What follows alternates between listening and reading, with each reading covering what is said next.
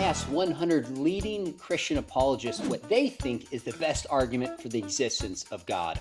William Lane Craig, Wes Huff, Nancy Pearcey, Allen Parr, Trent Horn, Stuart Connectley, and more. Some of the answers were completely expected, and some of them totally took me by surprise. We're gonna look at 5 categories from the least cited to the most cited, most popular, and highlight some crucial apologists along the way. We're also gonna look at why Os Guinness and Doug Groothuis wouldn't answer my question. Let's start with the smallest category, which I've dubbed existential. These are kind of personal encounters or experiences with God. So for example, this is one that surprised me. The great John Lennox said a transformed life he considers the best evidence for the existence of God. So think about that. Oxford professor, science and philosophy and religious background, says a changed life is the most powerful piece of evidence for God. So by transformed life, we mean somebody whose life is broken in some sense and then is transformed by Jesus. Of course, we see this in the Bible when the blind man in John says, "All I know is I was blind, but now I see." It's someone's testimony or experience of transformation by God. The next category, I dubbed this one unique arguments. These are arguments that 1 or 2 people held, and I kind of lumped them together.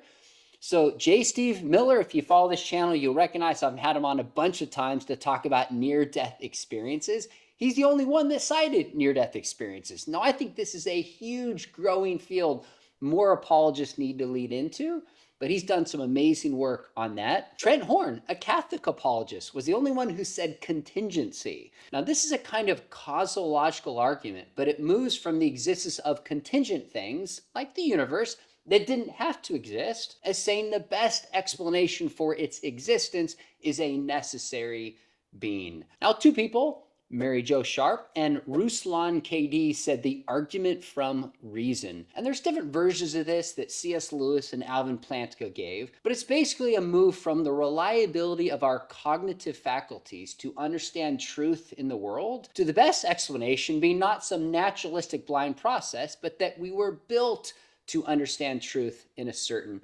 fashion. There's some other arguments, transcendental argument, consciousness, and the argument from desire that people gave as well. Now, the third category, this was given by 15 apologists that I asked, and this is basically the evidence for Jesus. So this could be the life, the teachings, the impact, or the miracles of Jesus. They consider the best evidence for God. Now, this first one, let's say the least surprising thing in this entire study is, of course, Gary Habermas, who's probably studied the resurrection as much or more than anyone who's ever lived, said, drumroll, the resurrection. But Catholic apologists, Stephanie Gray Connors and Stuart Connectley, also specifically said the resurrection. Now, interestingly enough, my father, Josh McDowell, was the only one who responded with fulfilled prophecy. Now, he's made a case for the scriptures and the resurrection, but fulfilled prophecy being the most compelling evidence for the existence of God.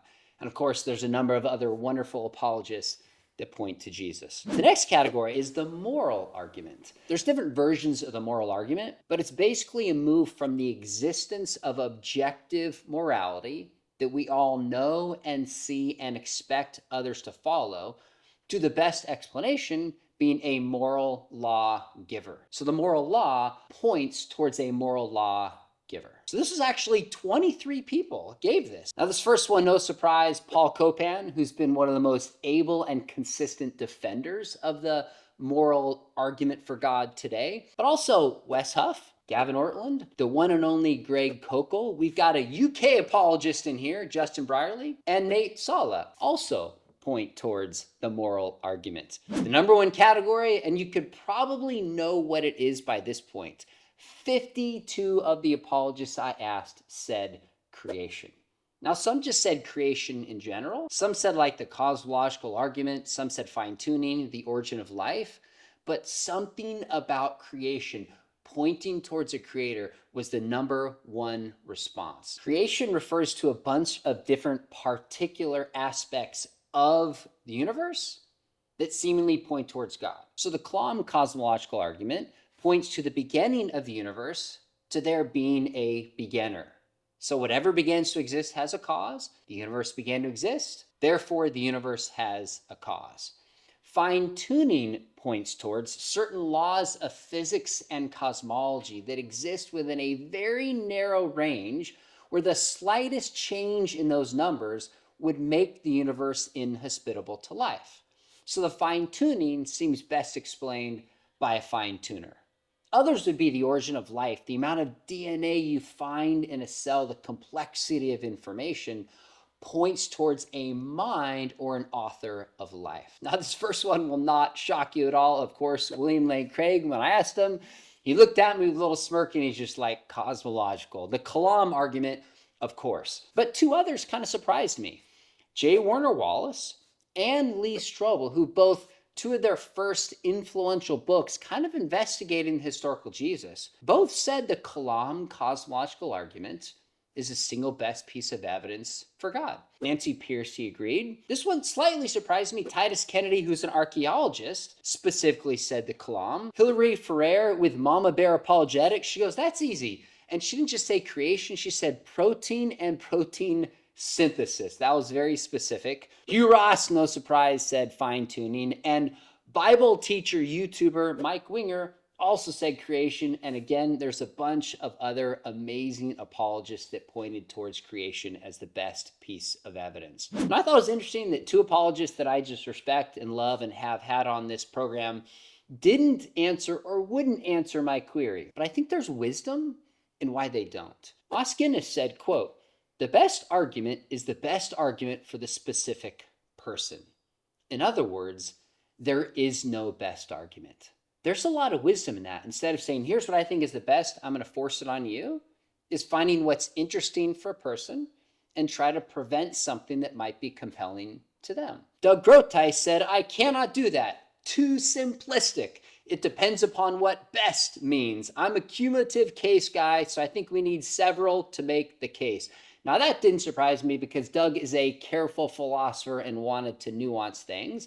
But there's something to be said. I actually think most apologists in this group would agree that it's not just one argument. It's the weight of different arguments, philosophical and moral and experiential and historical, that point towards the existence of God, and particularly the Christian God. And I know some of you watching this might be thinking, what's my argument? I actually really wrestled with this, but if I had to pick one, I think I would go with the moral argument. And I think the reason is because it's not just intellectual, although it is, it's experiential. We feel it. We don't just talk about evil, we've seen it, we've experienced it, and our hearts cry out for justice. I think it's an argument that's not only biblical, we see it in Romans chapter 2, that God has written morality on our hearts and our consciences, but it's just a part of the world, and we cry out for justice. And I'm convinced that a biblical worldview offers the best response. So I want to point towards the resurrection, but if I had one argument, I think I would probably use the moral argument. Now, I tried isolating different groups in the data. I tried to look at female apologists, online apologists, Catholic apologists versus Protestant apologists, and I didn't really see any regular patterns emerge, but I'd love to know what you think.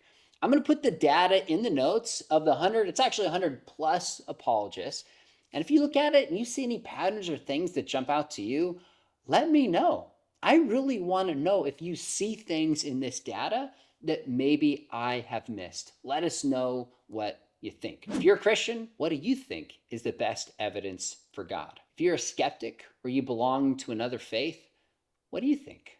Really want to know what you think. Is there anything about the Christian faith you find compelling if you had to pick one and buy? Hey, thanks for watching. Please let me know if this is helpful and interesting, and if you want more videos like this from me. Before you click away, make sure you hit subscribe, and if you really want to study apologetics, think about joining me at Talbot School of Theology, Biola University.